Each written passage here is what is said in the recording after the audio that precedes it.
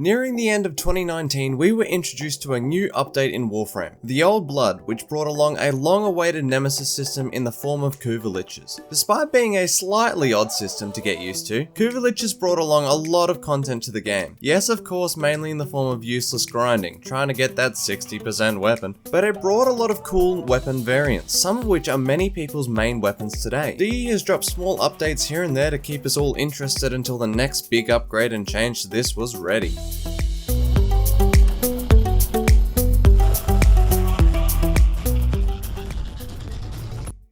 Enter Update 30.5, the Sisters of Parvos. Dropping just a few days ago, we've been introduced to a massive update with tons of gear. Lots of changes for the better and a good old quality of life changes too. Although, of course, this is Warframe and it was riddled with bugs, DE were on the ball, pumping out 2 big hot fixes in less than 48 hours, fixing a lot of the found issues and bugs. But, I mean, we can't praise them too loudly because, the bugs shouldn't have been there, but it sets a good precedent on how quickly bugs were fixed. Just super quickly, if you are new to the channel and are enjoying the content or find the video helpful, do not forget to subscribe. Thank you, bye! The main feature or theme or whatever you want to call it of this update was obviously the Sisters of Parvos. In case you couldn't get that, I can't help you.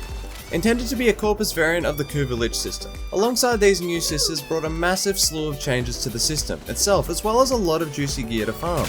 The sisters have also brought their very own unique way to spawn, utilizing the Granum Void. To get one of these sisters, one must first enter the Granum Void by going through the gold hand statue on a Corpus ship tile, with the Zenith Crown coin. After completing the Granum Void and playing the rest of the mission as normal, a sister larvaling will spawn. Now I'm personally a really big fan of it. Not only is this way to spawn in the sisters unique, but still keeping true to the system, it brings more purpose and use to the Granum coins and the Granum Void itself. I'm personally hoping they keep implementing small changes like this. Not only is it interesting and new, but it is tying the game together, which people complain about all the time. Reducing how much of the game becomes a content island is a surefire way to make a lot of people happy.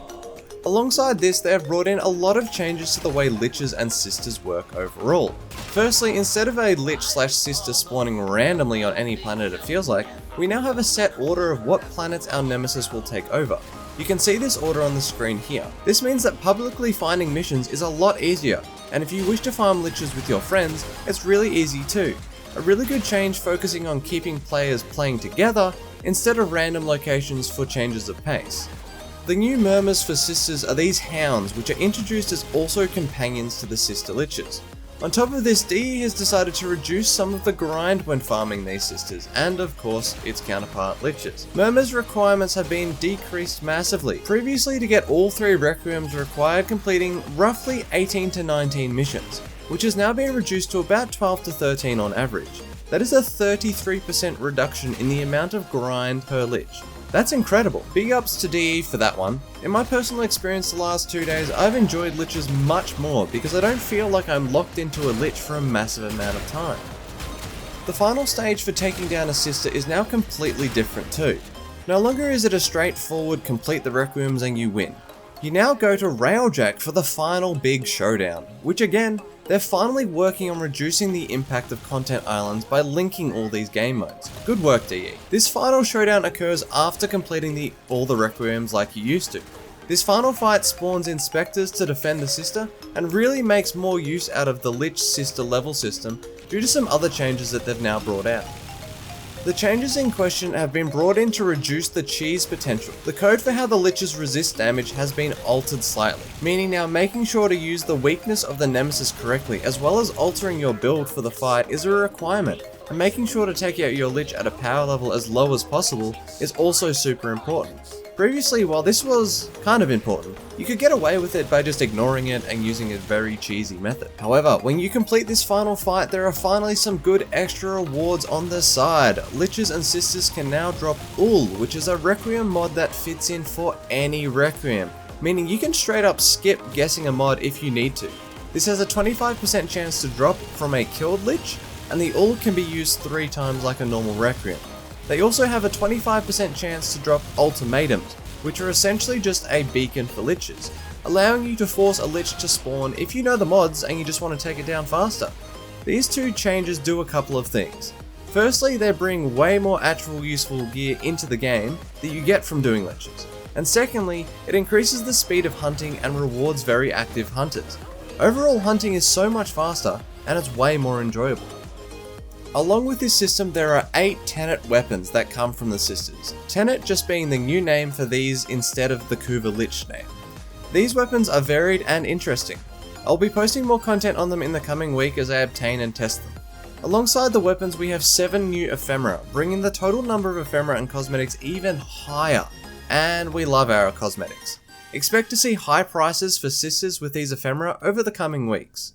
Hounds, as mentioned earlier, now come along with these sisters. You get these companions as your companions when you take down your sister, and after guilding it also now brings MR. There are a total of 3 types of hound for mastery experience, but like all these systems, there are changes in individual parts that can impact how these perform. Kuva Liches have also now expanded their weaponry, bringing 3 new Kuva weapons to the mix that have long been awaited.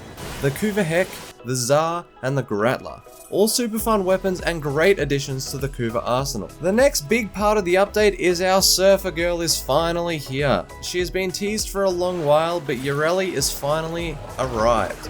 Yreli requires a questline to obtain the blueprint. This questline is obtained from the Vent Kids. No spoilers here, but it's a diversive questline, with some players loving it, like myself, while other players absolutely despising it. All I will say is with this questline, it will test if you've actually used K-Drives in the past. Either way though, once completed, the Yreli parts need to be obtained from a clan. So RIP to those with the dead clan, I guess it's time to change to a more active one. Yreli is overall to be expected. She does a few things okay and is strong in certain situations and a bit garbage in others. Her fashion leaves a lot to be desired, and I'm hoping another skin does come along, which makes me love her look. But as it isn't the easiest thing to make look great. Alongside this, the Vent Kids now have a new weapon called the Compressor. This weapon is meant to be Yreli's signature pistol, and looks like a Stug on steroids, to be honest. Now, if Yreli news is not for you, DE has brought in even more Tenet weapons that are obtained outside the Lich sister system. To obtain these, they need to be purchased from Ergo Glass with Hollow Keys, a new resource obtained from running Void Storms. Oh look, they added yet another way to link gameplay between unused game modes. Seems like sort of a trend or something. Let's keep this trend going please, no more content islands. The final of the super big important changes is something everyone has been dreading for a while, and that's the melee nerf. The big ones are Berserker, Blood Rush, and Condition Overload, all 3 of which have had their numbers simply reduced. Berserker has been changed to Berserker Fury, which makes it require kills instead of requiring crits, and also slightly slower speed increase. Blood Rush has dropped from 60% crit per stack to 40%, and Condition Overload from 120% to 80%. Now while these together equals a big nerf, there's no need to panic. Melee is still going to be strong as hell. You can still hit level cap if you try hard enough. In the end, these changes remove the easy level it was to get to high damage, and instead make you think a little bit more about the gear and mods that you're putting in. Alongside that, the Kuvan Yukor has been nerfed to only chain to 2 enemies instead of 4 as it was previously. Glaives have also been nerfed even further, with values across the board being reduced slightly, which was partially needed. They were way too strong. And the Deconstructor stat stick meta, which allowed people to use Gladiator sets on their companion to get that extra crit chance, has also now been patched. Now looking at this from the surface, all these nerfs together seem a bit daunting, but truly hitting the same damage numbers you have been is still possible with a little bit more thinking. And in the end, these changes simply mean that those who should not be at the point of hitting level cap and high levels, now just can't. Hitting high levels and getting high damage numbers should take time and effort. These changes seem to be in an effort to get towards that goal without deleting the ability to get those high levels if you know what you're doing. Speaking of difficulty, our good old hard mode aka Steel Path has also received some changes. Or more accurately, the rate of farming Steel Essence in Steel Path has been changed.